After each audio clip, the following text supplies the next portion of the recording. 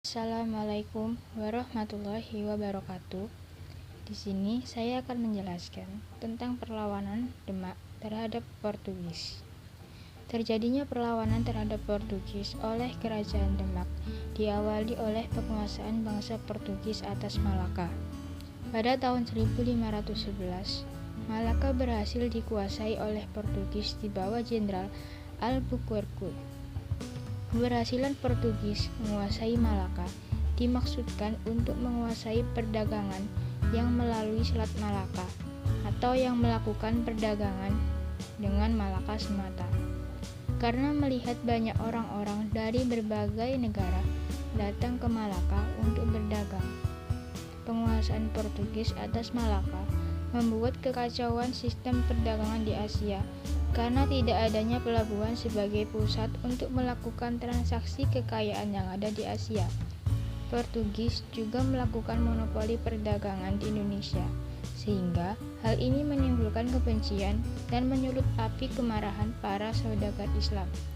Para saudagar Islam tidak mau lagi melakukan perdagangan ke Malaka, sehingga jalur perdagangan diganti atau dialihkan ke pantai pesisir utara Jawa. Hingga pada tahun 1512 sampai 1513 terjadilah perlawanan Demak. Raden Patah selaku Sultan Demak pada saat itu mengirim pasukannya di bawah pimpinan Pati Unus atau yang biasa disebut dengan Pangeran Sabranglor, yang pada saat itu merupakan putra Raden Patah, untuk melawan Portugis di Malaka. Peningkatan armada laut Demak untuk menghadapi Portugis terus dilakukan karena dikhawatirkan Portugis menyerang ibu kota Demak sebelum pasukan Demak tiba di Malaka. Setelah dirasa armada cukup kuat, Demak akhirnya melancarkan serangan ke Malaka di bawah pimpinan Pati Unus. Pati Unus menyeberangi Pulau Jawa menuju Malaka, sehingga ia dijuluki Pangeran Sabranglor. Di Malaka, orang Portugis telah siap menghadapi pasukan Demak di benteng pertahanannya. Setelah mendekati benteng, pasukan Demak dihujani peluru dari benteng Portugis yang terletak di atas bukit serta serangan maritim Portugis, sehingga pasukan Demak mengalami kegagalan dan pasukan Pati Unus kembali ke Jawa.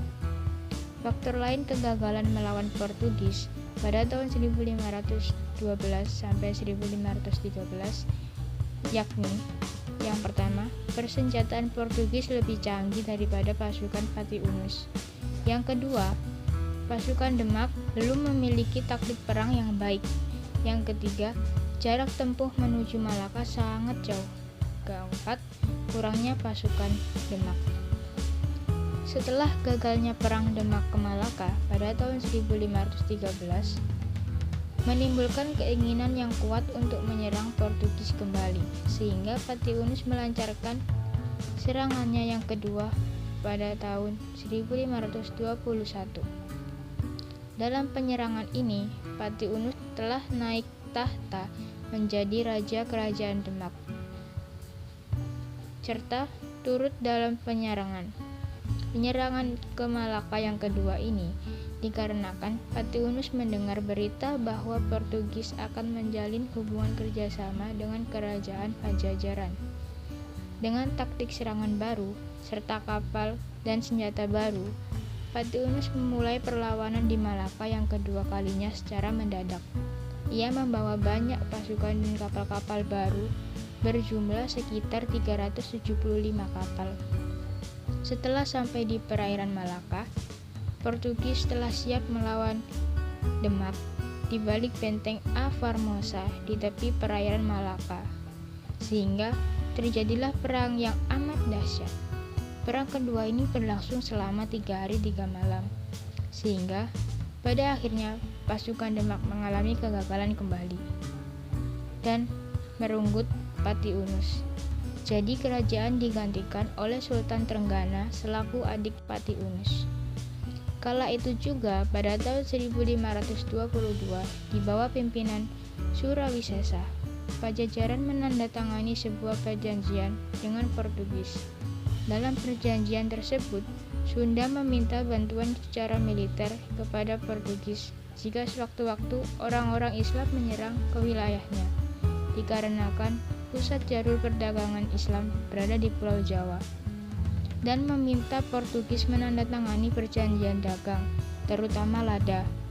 Serta sebagai balasannya, Portugis diperbolehkan membangun benteng di sekitar Bandar Banten dan menerima kiriman lada sebanyak 350 kuintal setiap tahunnya.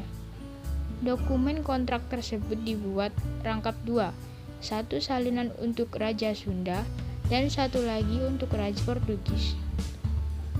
Keduanya ditandatangani pada tanggal 21 Agustus 1522. Namun karena masalah di Goa, Portugis tak pernah datang ke Sunda Kelapa untuk membangun benteng.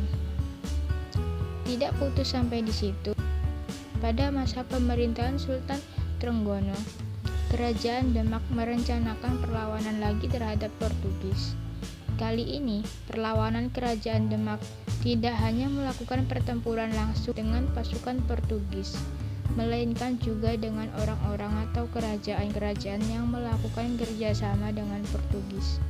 Setelah membumi hanguskan beberapa kerajaan yang bekerja sama dengan Portugis, seperti Kerajaan Majapahit, pada tahun 1527, Kerajaan Demak menuju Sunda Kelapa.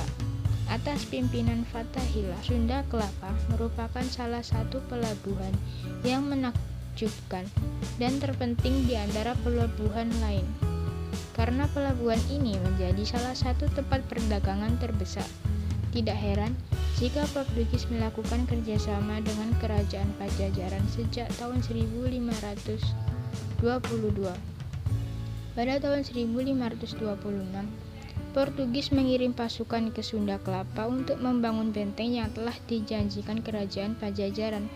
Tetapi sebelum pasukan Portugis datang, pasukan Fathahillah lebih dulu tiba dan menyerang Kerajaan Pajajaran. Kerajaan Pajajaran terdesak hingga akhirnya diambil alih oleh Kerajaan Demak di bawah pimpinan Fathahillah. Lalu Fathahillah menyamar sebagai Raja Pajajaran. Sehingga pada saat Portugis datang untuk menemui Raja Pajajaran untuk menagih janji yang telah dilakukan pada tahun 1522, Fathahillah menolak sehingga pasukan Portugis marah dan mengancam akan membumi hanguskan Sunda Kelapa. Namun Fathahillah tidak takut dengan ancaman tersebut. Ia siap menghadapi pasukan Portugis di Sunda Kelapa. Kapal-kapal Portugis yang terdampar di pelabuhan Sunda Kelapa diusir sehingga menjadikan pecahnya perang antara pasukan Fathahillah dengan Portugis, baik di wilayah darat maupun laut. Pasukan Fathahillah terus melakukan serangan dengan membabi buta, sehingga pasukan Portugis terus terdesak mundur. Kekalahan ini membuat Portugis kembali ke Malaka dengan kekalahan. Kekalahan pasukan Portugis ini terjadi pada 22 Juni 1527.